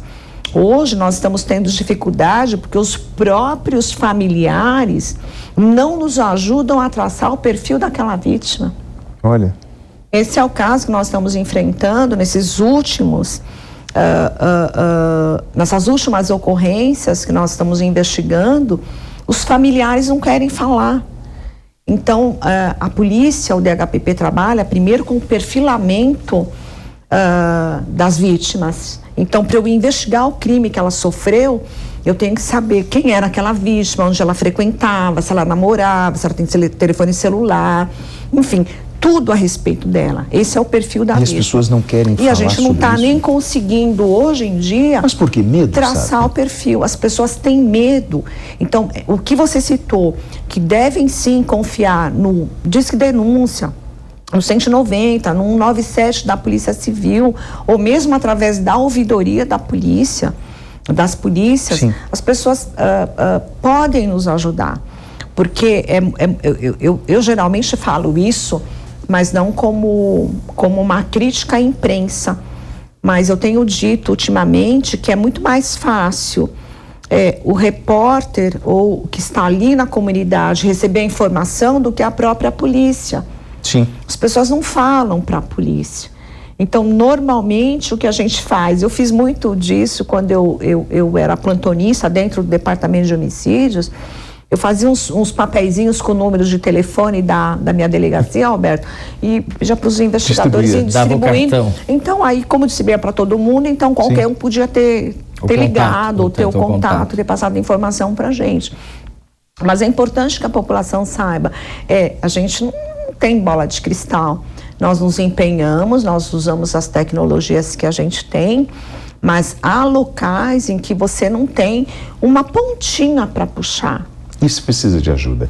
E aí, Roberto, vem um problema que assim, e a gente viu isso na Cracolândia, a gente viu isso na Feirinha da Madrugada, porque uma parcela da população acaba se beneficiando com alguns esquemas de informalidade. Claro. E enxergam o Estado, principalmente a polícia, como opressora. É verdade. E, na verdade, a polícia está ali para defender o interesse do cidadão. Correto. E isso é uma dificuldade no processo de investigação. Muito. Como foi dito aqui, a informação é o combustível da polícia. E esse combustível vem por duas fontes. Ou da inteligência, que não se aplica no homicídio, que é o trabalho da investigação da polícia territorial ou especializada, e nós fazemos o que fizemos na Cracolândia, fizemos também no Brás, no Pari-Brás, e fizemos aqui no Quadrilátero das Motos, onde nós aprendemos, William, 546 toneladas de motopeças furtadas, roubadas ou de origem ilícitas, provenientes como eu disse, desses crimes, que inclusive o latrocínio, onde onde é morta, melhor dizendo, a vítima. Então, nessa ação nós tivemos o apoio da Secretaria da Fazenda e também do Detran. É importante que as pessoas entendam que a polícia, quando age assim, aí vem a figura daquele que vai comprar a peça também no Quadrilátero das Motos. Sim. Ele vai lá com sua motocicleta e ele pode ser a próxima vítima. Isso que é incrível, né? Sim. A pessoa se furta de dar uma informação e até às vezes vai comprar uma peça que ela tem certeza, pelo ambiente que se oferece, pela desproporção entre o valor pago e o preço real numa concessionária autorizada. Então ele está ali alimentando o crime, o furto, principalmente o roubo e até, infelizmente, o latrocínio, e não quer se sentir como um responsável da segurança pública. Como nós salientamos aqui, é um dever da polícia? Sem dúvida nenhuma. Mas a responsabilidade é de todos nós. O senhor sabe, eu falei ainda há pouco aqui e fiz uma crítica em função da operação que nós tivemos hoje no Rio de Janeiro, essa semana no Rio de Janeiro, e eu falava sobre esse cidadão que pega dinheiro com o tráfico de drogas, porque o nome dele está sujo, mas ele vai lá no tráfico e pega. Ele é a pessoa que fuma um baseado no final de semana de forma festiva e acha que não contribui para a violência. Ele é o mesmo cara que vai no desmanche e compra uma pecinha mais barata, porque sem procedência, porque ele quer economizar, mas ele não consegue entender que aquela peça que ele comprou, ela pode estar suja de sangue. Então nós temos uma parcela da população que convive com a informalidade e com a criminalidade como se ela não estivesse interferindo na vida de toda a sociedade. Essa mudança de comportamento é uma questão de educação, Sato. E assim, não adianta a gente ter a melhor polícia do mundo, mais bem estruturada, se você não tem um cidadão consciente. Exato. Posso incluir a pirataria? Eu concordo. Nesse A contexto? Pirataria? Sim. É a mesma coisa. Eu concordo. É o crime organizado. Exatamente. Nós aprendemos no ano passado 100 toneladas em ações conjuntas com a Prefeitura de São Paulo e Receita Federal, 100 toneladas de pirataria no centro da capital. Também é um exemplo muito claro do que você está falando. Eu quero Aquele andar com uma roupa cidadão de que marca. compra uma roupa, um tênis ou qualquer objeto que é fruto da contrafação, da pirataria, ele está contribuindo para o crime organizado. E é um ciclo vicioso que vai chegar na boca de tráfico, vai virando, e as pessoas não se dão conta disso. E pode parar no seu departamento. Exatamente. Na verdade, acho que tudo acaba desembocando dentro do departamento de homicídios, porque as motivações dos crimes, elas são muito variáveis. Vai desde que eu olhei para você, não gostei de você, ou você pisou no meu pé, Sim.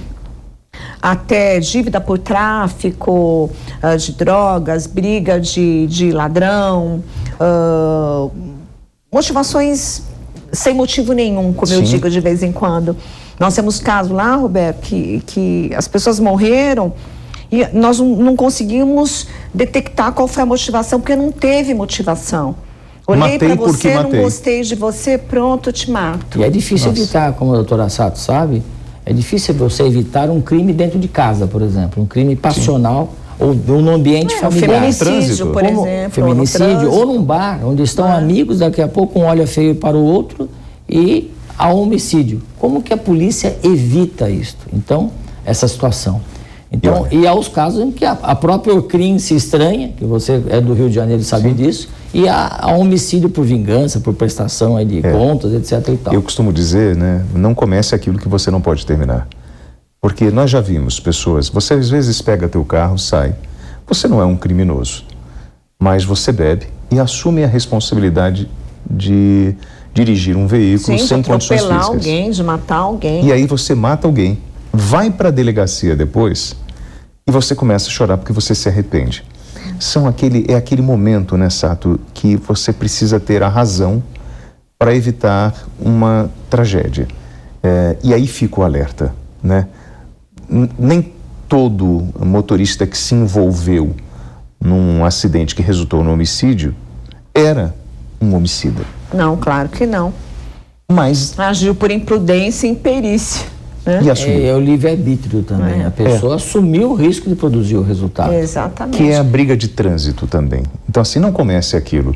Porque, como a gente está falando, em muitos casos você tem envolvimento do crime organizado, de tráfico de drogas. Mas no dia a dia, as pessoas estão se matando por motivos banais. Muito fúteis, né? Aliás, há um filme que muita gente assistiu, é O Dia de Fúria, em que ali o personagem, ele um dia que um engarrafamento num trânsito, numa cidade americana, ele sai matando um monte de gente. Então esse é o criminoso, a doutora Sato conhece bem, ocasional. Sim. Mas nós temos também os crimes que são praticados por aqueles que querem delinquir. E aí entra uma situação muito importante, que aqui não foi ainda tratado, mas que vale a pena nós trazermos ao debate, é o caso da benevolência da lei brasileira.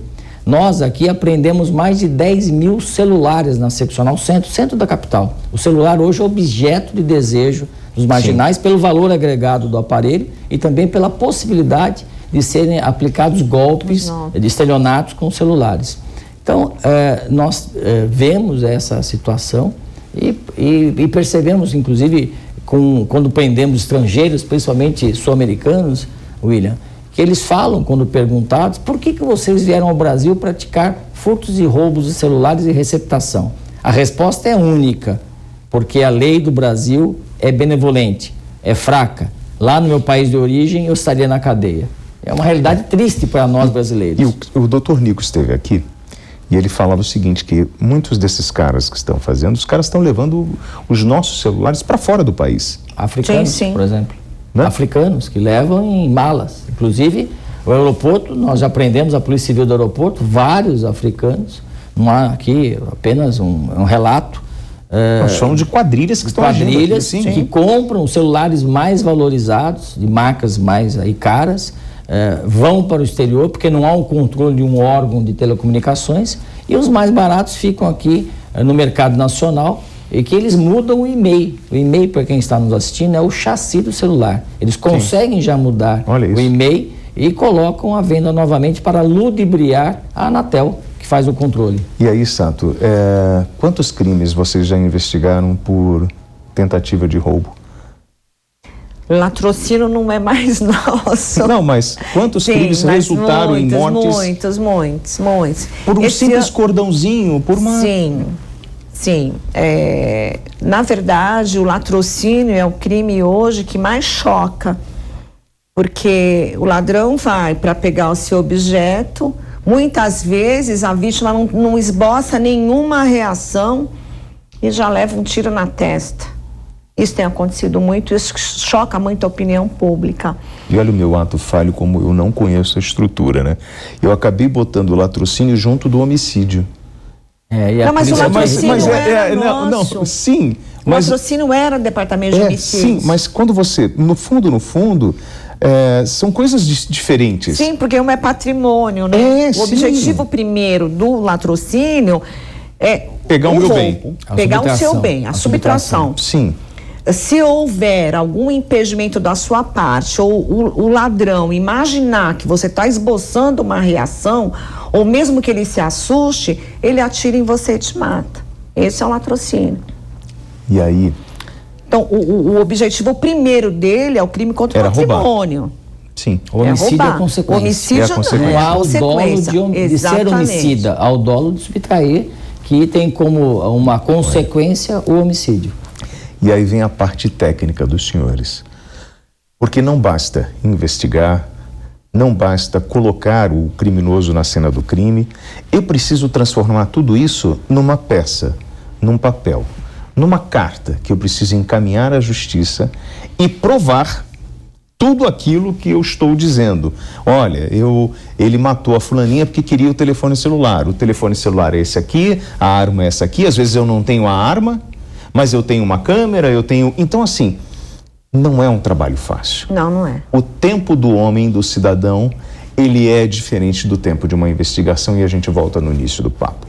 Então, qualquer tipo de cobrança precipitada, sem saber o real tempo necessário para uma investigação, ela é leviana, ela é irresponsável, ela é imatura e ela é incompetente por parte daquele que está fazendo. O que nós precisamos entender como sociedade, e vocês me corrijam, é que assim, nós temos aqui em São Paulo uma senhora estrutura de investigação, de bons profissionais. Nós temos um aparato do Estado à disposição da sociedade. Mas nós temos uma sociedade doente. Precisamos de mudanças nas leis, precisamos rever alguns conceitos da nossa sociedade como esse processo de divisão de rendas. Começa na escola. Que começa na nossa educação. Na educação. Para que a gente tenha a gente consiga reduzir esses índices de homicídio, de roubo, de latrocínio. Eu queria muito agradecer a gentileza de vocês dois. Nós estivemos aqui com a doutora Elizabeth Sato, minha querida amiga, ela, do Departamento Estadual de Homicídios e Proteção à Pessoa de São Paulo, doutor Roberto Monteiro, delegado titular da 1ª Delegacia Seccional do Centro. Eu só tenho a agradecer. Obrigado pela gentileza. Eu sou seu fã. Obrigada. Obrigado por tudo que você fez por mim lá atrás, pela forma gentil que você me recebeu. Muito Parabéns obrigada. pelo seu trabalho e pela sua história na polícia. Irmão, você, show de bola, seccional, Obrigado. Centro, voando e dando trabalho para essas organizações criminosas. É importante. Que é o que a gente tem que fazer. E você é um jornalista que conhece muito o assunto e nos honra com o seu convite aqui para Obrigado. para que eu Com estivesse certeza. aqui. Com e também a certeza. doutora Sato. Uma alegria. Sim, e ó, um prazer. E você de casa, é muito bom saber que você está aqui na PAN. A PAN tem esse jeito de trazer informação de qualidade, mostrando para você como as coisas realmente funcionam. Então, não leve a sério aqueles que falam bobagens por aí. Procure saber aonde você vive e o que está à sua disposição. O que o Estado brasileiro te oferece. E use muito bem isso. E não se esqueça, juntos nós somos muito mais fortes. Eu vou para o intervalo e volto já.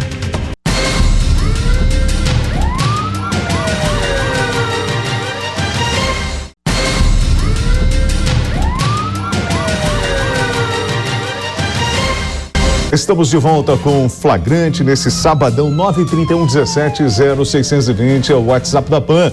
Mande a sua mensagem e aproveite para me seguir aí nas redes sociais colocando @WTravassos. Pode estar William Travassos.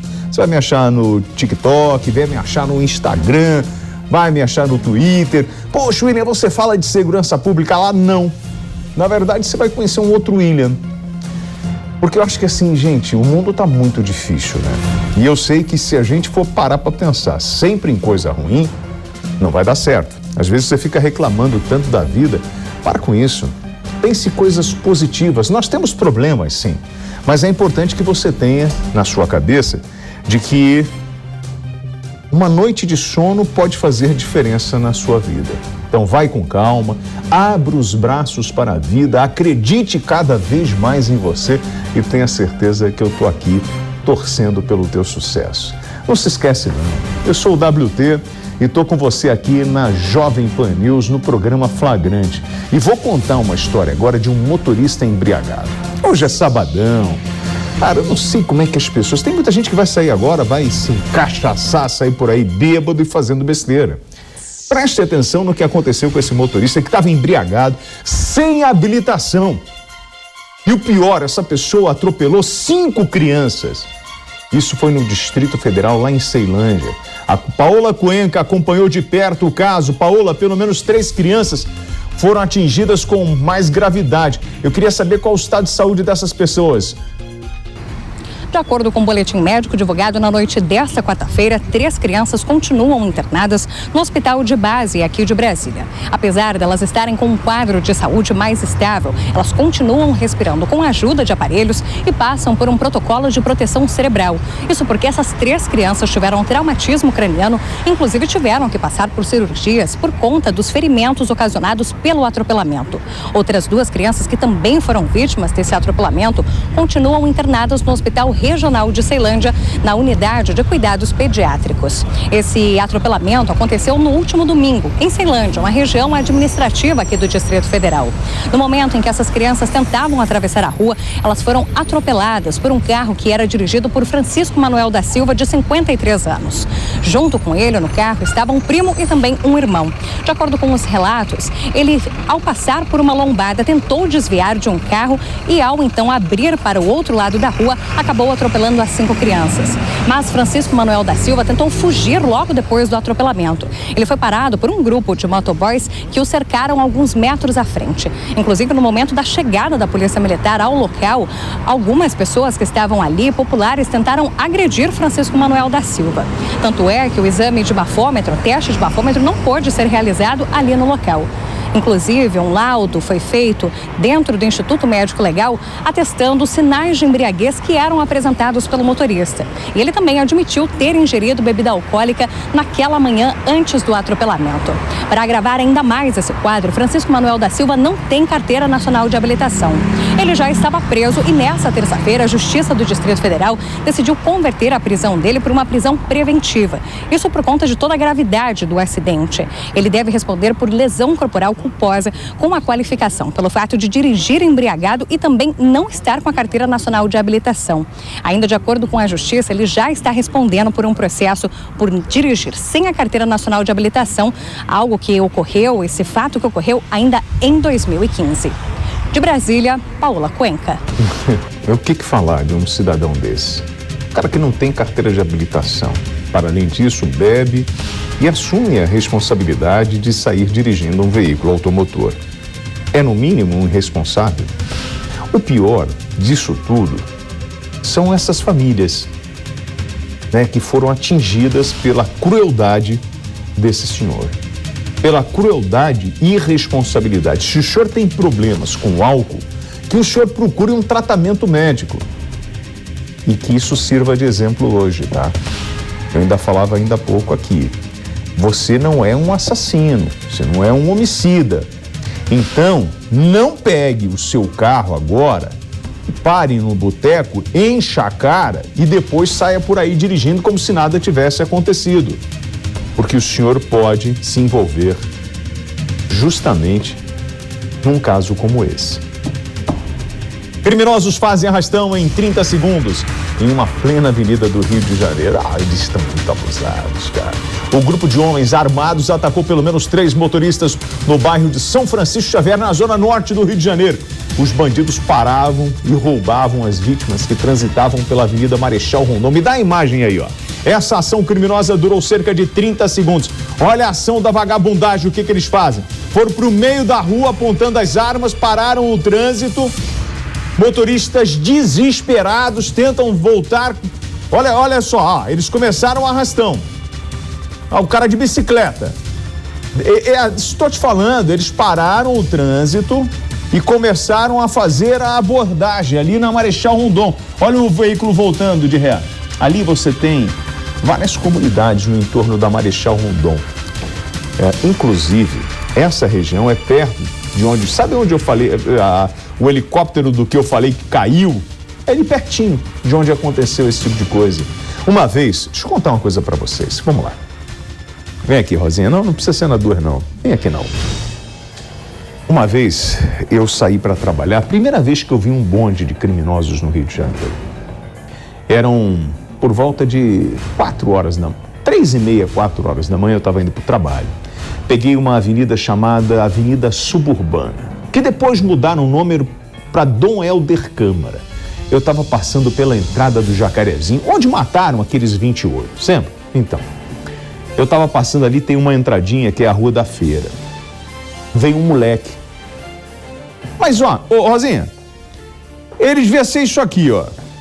Não aguenta uma moca. Se eu dou uma moca, ele quebra. Mas desse tamanho assim, com uma pistola, parou o trânsito. Eu não acreditei. Tinha um veículo na minha frente que travou. Atrás desse moleque, tinham mais de 20. E aí, qual era o tipo de vestimenta? Muitos descalços ou de sandália, portando fuzis, metralhadoras, pistolas, mochilinhas. Mais de 20 atravessaram na minha frente. Eu gelei. Falando, bom, agora, né, eu já posso entrar. Já comecei a falar com o São Pedro. São Pedro, como é que é aí em cima? Já comecei a trocar. Agora porque eu tinha, falei, agora já era, né, irmão? Tô lascado. Pois bem, eles só queriam passar com a carga de Manguinhos pro Jacaré, porque o negócio estava ruim em Manguinhos, por isso estava batendo lá e eles correm pro Jacaré. Quando batia no Jacaré, eles corriam para Manguinhos e atravessavam a pista. Eu, quando saí, dei ré, saí, parei num posto policial e falei pro cara, irmão, mais de 20 caras armados fecharam a rua. Ele falou, mas você é louco, o que você tá passando lá? Não pode passar. Eu falei, mas como é que eu não posso passar? Não, você não pode passar. Eu falei, mas eu posso passar. Ele falou, não, cara, aqui não. Nesse horário não dá, irmão. É igual o arco metropolitano no Rio de Janeiro. Então existem algumas vias Marechal Rondon como essa aí que não dá. Mas eu não posso deixar de cobrar a turma do 3º Batalhão. Ô comandante, ô doutor senhor coronel do 3º Batalhão, não sei seu nome, mas não é difícil a gente levantar e começar a cobrar do senhor. Eu tenho que pedir ao pessoal da P2 para ficar ali na Marechal Rondon, levantar de onde é essa molecada?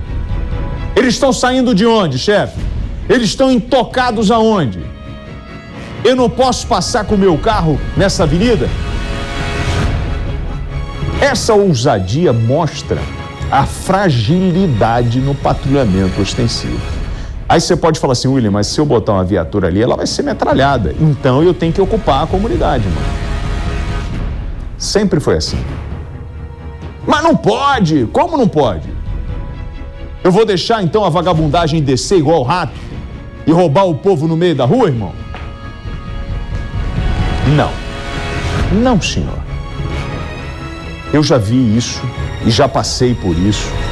Como eu disse, é a primeira vez ali na Avenida Suburbana Dom Helder Campos. Essa aí foi na Marechal Rondon. Só na Suburbana eu passei pelo bonde umas 6 ou 7 vezes. Na Miguel Salazar Mendes de Moraes, na Cidade de Deus. Cara com uma moto, um garupa e um fuzil pendurado. Esse é o Rio.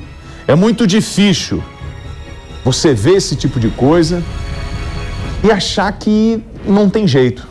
Eu não posso desacreditar, então estou cobrando ao comandante do 3º Batalhão. O senhor é responsável, chefe. Então faça-me um favor de restabelecer a ordem. Eu não quero saber o que o senhor vai fazer. Eu quero resultados. Se o senhor quiser, o senhor tem um café comunitário aí. Eu vou aí tomar um café. O seu café comunitário. Inclusive, atenção a todas essas associações aí, né? As ISPs, essa turma aí que fica aí nos batalhões, ó, essas... qual é? Associação de moradores. Manda pra mim a informação do que tá acontecendo aí na sua... O meu telefone tá aí, 931 17 0620. Ou então me acha nas redes sociais, manda a foto, manda pra mim, tá bom? Só eu tenho acesso. É @WTravassos, @WTravassos, Instagram, TikTok ou Twitter. Me marca lá e manda o direct, tá bom? Conto com a ajuda de vocês. Vocalista da banda Jamil tem carro roubado em Salvador. Olha Salvador aí. Ó, o cantor, o Rafael Barreto e a família chegavam na casa de amigos em Itapuã. Passar uma noite em Itapuã. Não, cantar eu sei que não dá, Rosinha. É que eu sou ruim de cantoria. Mas é um lugar legal, né, cara? Pra você, romântico e tal. Mas não tá dando pra andar aí, não? Porque a turma foi abordada aí por 3 homens armados nas proximidades de um restaurante. Me dá a imagem. De acordo com a Polícia Civil, o caso foi registrado na Delegacia de Repressão a Furtos e Roubo de Veículos. Além desse carro, 2 celulares, cartões, documento de Rafael e da esposa também foram levados. A polícia tenta identificar e localizar os suspeitos. Então, se você tem informações do paradeiro desses remelentos que estão roubando, por favor, disque denúncia ao 190 da Polícia Militar. E eu torço para passar uma viatura no patrulhamento num momento que acontece uma parada dessa, que é para essa turma entender que assim, ô vagabundo, mesmo sem vento, a roseira balança. É só uma questão de tempo para te buscar. Nós vamos para um intervalo rapidinho, eu volto.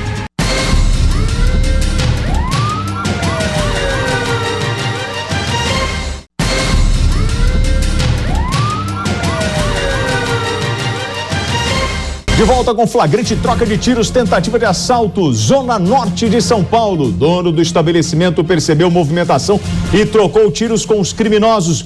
Deixa eu dar uma olhada aí no que rolou. O carro branco entra no estacionamento e para. O motorista desce do carro e vai em direção ao interior da loja. O comparsa que está no banco do passageiro fica do lado de fora quando ele tá ali dando cobertura, na verdade, você tá vendo? Lá no interior da loja, que tem a outra câmera de segurança para mostrar, a entrada do criminoso. No corredor tem um policial à paisana conversando com uma funcionária. Você tá vendo? Eles estão entrando ali. Quando o policial percebe a atitude suspeita do bandido, malandro, ele mete a mão na máquina e reage imediatamente. E aí começa a troca de tiros. A menina tem uma menina lá, que é a funcionária, que chegou a ficar no meio dos disparos. Ela conseguiu sair correndo do confronto. Vai aparecer na imagem. Olha como é que eles entram lá. Agora, o criminoso ele vai conseguir fugir com o comparsa, esse peste. Eles correram. Ele tá olhando, ele já viu, você tá vendo? Ela não percebeu nada, mas ele é policial. Ele tá ligado que tem alguma coisa errada. Quando o cara chegou, ele ali tá trocando e a menina tá lá. Ele já meteu a mão na arma e toma! Toma! Isso, filhinho, você não pediu? Toma ali! Ele chegou pro polícia e falou o seguinte: ô polícia! Foi assim, Rosinha, é assim que ele fala: polícia! Polícia! Perdeu, polícia! É assalto! Aí o polícia falou pra ele: aí, ô bobão, ganhou, sobrinho, toma aí. Segura esse caroço aí, meu filho. E eles correram para uma área em frente de Marta. Não, dá a imagem lá da correria lá deles na área de Marta. Fica em frente ao local. E segundo a polícia militar, a menina, ela foi atingida de raspão por um tiro na barriga. Foi levada para o ponto-socorro, lá de Perus, passa bem. O dono do local não foi atingido. A ocorrência foi registrada lá no 33 do 33º TP da cidade. E a polícia ainda está em busca desses pestes. A distribuidora de bebidas onde aconteceu essa tentativa de assalto fica na estrada São Paulo, em Jundiaí, região de Perus, na zona norte da capital paulista. Divinópolis, maconha. Polícia Federal, com apoio da Polícia Militar, apreendeu 1,5 toneladas de maconha e tinha como destino a cidade de Divinópolis, no interior de Minas Gerais. A droga, que estava em um caminhão-baú, foi apreendida no posto da Polícia Militar Rodoviária, localizado na estrada MG 050, na cidade mineira de Piauí. Como é que é? Como é que é? Piuíme. É isso mesmo, Ana? Piumi. Segundo as investigações da Polícia Federal, o caminhão foi carregado na cidade de Cascavel, no Paraná, com implementos agrícolas e caixas de produtos diversos. Era muita maconha, rapaz, era maconha. Dentro de algumas dessas caixas tinha lá 1.500 quilos de maconha, acondicionados em tabletes. Inclusive, eu fiz a brincadeira aí dessa correria no início, porque jamais um maconheiro ia conseguir ler nessa velocidade. Tu já viu como é que é o maconheiro, né? O maconheiro doidão, ele faz assim, ó. Vou continuar lendo como se fosse um maconheiro. Inclusive, o homem aí de 33 anos, morador da cidade de Divinópolis, ele foi preso em flagrante, irmão. Confessou que queria receber dinheiro para o transporte da droga. Maconheiro, tu deve ficar louco vendo essa cambada de maconha aí, né? O preso foi conduzido à delegacia de Polícia Federal em Divinópolis, onde foi autuado pelo crime de tráfico interestadual de drogas. 5 a 15 anos de reclusão para esse tonto aprender. Vai ficar no presídio lá de Divinópolis à disposição da justiça. E a grávida maconheira? É falsa grávida? Não, é tudo bem. Ela não estava fumando a maconha. Ela foi presa com a semente da maconha na barriga. Não, ela não estava grávida da maconha, Rosinha. Não, ela não ia parir a maconha, parir um bebê. Não ia parir o bebê. Na verdade, era uma barriga falsa. O vídeo mostra o momento em que a mulher retira a barriga falsa. Me dá a imagem, Rosinha. Não enrola. Solta aí. A Federal informou. Tá bom, eu vou mostrar. O coelhinho tá... Essa mulher, na verdade... Essa mulher da Federal, a Federal afirmou que ela estava fazendo vistorias de veículos na BR-277 quando abordou um ônibus que viajava de Foz do Iguaçu, no oeste do Paraná, para Porto Alegre. Aí um cão farejador indicou que uma das passageiras estaria transportando um entorpecente. Aí, segundo a polícia, a mulher foi retirada do ônibus e o cão indicou a barriga dessa senhora. Foi cheirar. Isso não é bebê, não. O cachorro chegou a ficar com o olho vermelho, malandro, quando sentiu o cheiro da maconha. Aí levantou a blusinha da pobre coitada da senhora que tava lá com aquela barriguinha falsa. Sabe quantos quilos de maconha essa tonta tinha na barriga? 6 quilos de maconha. Essa senhora, essa tonta, é do Paraguai. Foi detida, levada para a delegacia da Polícia Federal de Foz do Iguaçu. Suspeita viajava no ônibus com destino a Porto Alegre. Foi descoberta com a ajuda desse cão farejador. Eu falei pra você, coelhinho branco, tu tinha que deixar de ser bobo. Tu foi virar coelho, tu tinha que virar cachorro farejador, mano. Igual aqueles cachorros da Guarda Municipal de São Paulo, aquele vira-lata. Tudo vira-lata, mas são bons, eles funcionam. Tô te falando. O que é? O do outro homem que é preso suspeito de furtar agências bancárias no Distrito Federal. O suspeito acabava de furtar uma agência bancária quando foi preso pelos policiais militares. Na primeira agência, o bandido arrombou uma janela lateral e furtou um celular que estava no local. Na outra unidade bancária, ele quebrou a porta do vidro que dá acesso às caixas eletrônicas, mas não conseguiu acessar o interior da agência. O suspeito foi encontrado com um celular de uma gerente do banco e um corte... E um quê? Um corte. Ele se cortou por causa do estilhaço. Rapaz, é mesmo? Que coisa. Ele foi encaminhado ao 5º DP, onde foi autuado por furto qualificado. Já deve estar em casa tomando banho de sais. Ele é o principal suspeito de furtos em outras agências bancárias do Distrito Federal. Na ocasião, foram furtados equipamentos de informática como notebooks e servidores. Girando rápido aqui no flagrante, onça na escola. Uma onça parda é encontrada por uma criança dentro do vestiário de uma escola. Havia em torno de 40 alunos e familiares. Quando a onça foi localizada, graças a Deus, olha a cara da onça, malandro. Ela tá olhando, parece até você, Rosinha. Quando tu chega em casa e a tua mulher fala que você tem que tomar banho, tu não fica assim, ó? Tem o áudio da onça? Olha a Ana falando comigo, a Aninha Furacão. Tem o áudio da onça. Então deixa eu ouvir o áudio da onça aí. Solta o áudio da onça pra eu ouvir. É que dá medo. Tu tem medo de onça? Medo de onça nada. A onça que tá com medo de você? Cadê o som da onça? Coloca aí, ó. O Davi Miguel, de 9 anos, jogava bola na escola e foi a primeiro a encontrar o animal. Tomou um susto, moleque, rapaz, lá no vestiário do ginásio. Inclusive o Corpo de Bombeiros e a Polícia Militar de Meio Ambiente, eles foram acionados. A captura demorou cerca de 2 horas para ser concluída. Quem queria botar a mão na onça? Botou aquele dentão lá dela, falou, não vou nada. Os policiais chegaram rápido, conseguiram trancar o vestiário onde estava o animal. Dizem que ficou aquele papo assim, vai tu lá. Não, vou nada, mano. Vai tu, chama o pessoal do ambiental pra ir lá. Aí ficou aquele jogo até poder pegar o bichinho, entendeu? O vídeo feito pelos militares com uma espécie eles botaram um pau de selfie, né, pra fazer, né? O bicho foi capturado, gente, em segurança, em seguida libertado pela Polícia Militar Ambiental em uma área de mata. Graças a Deus não atacou ninguém. Esse caso aconteceu numa escola municipal Marta Drummond Fonseca, em Nova Lima, Minas Gerais. O animal sai correndo assim que a porta abre e mete o pé. Vamos lá, morte, jovem é morto a facadas e filha... como é que é, Ana? Em fila? Foi numa fila? Então, por que tu escreveu filha? É fila. Não, escapou? Não, aí eu fico com cara de tonto aqui. Então, quer dizer... tu quer me dizer, então, que o cara foi morto na fila do drive-thru? Mas por quê? Uma briga? O de blusa vermelha tá brigando, Foi em frente ao local, aconteceu por causa de uma discussão por conta de uma tentativa de quê, meu filho? De furar a fila?